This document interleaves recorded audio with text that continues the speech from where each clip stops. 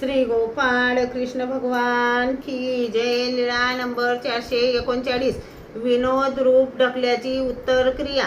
एके दिवशी सर्वज्ञांना सकाळचा पूजावसर झाला. मग सर्वज्ञ ढोरे शोरावून चक्रपाणीच्या देवळाकडे गेले.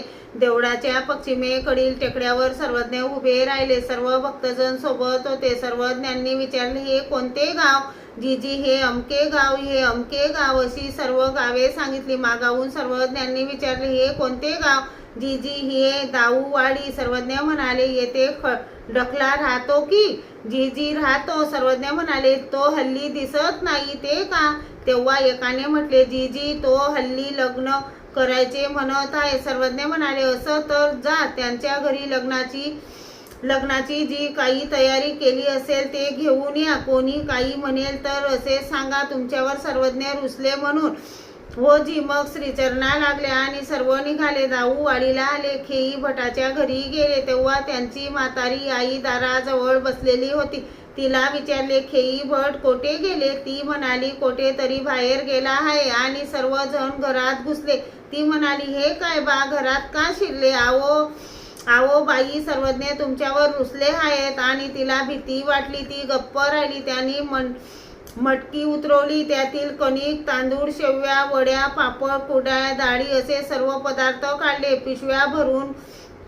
पिशव्या भरल्या. चादरीत ओतून गाठोडे बांधले. तुपाची घागर घेतली. मग निघाले. थोड्या वेळाने खेई भट घरी परत आले. आईने सांगितले, बारे बोडके असे आले होते. त्यांनी मला विचारले, खेई भट कोठे आहेत? मी म्हणाली, बाहेर गेला आहे. तसेच घरात शिरले. मी म्हणाली, हे काय बा, घरात का शिरता? ते म्हणाले, तुमच्यावर सर्वज्ञ रुसले. ते सर्व तयारी केलेली घेऊन गेले.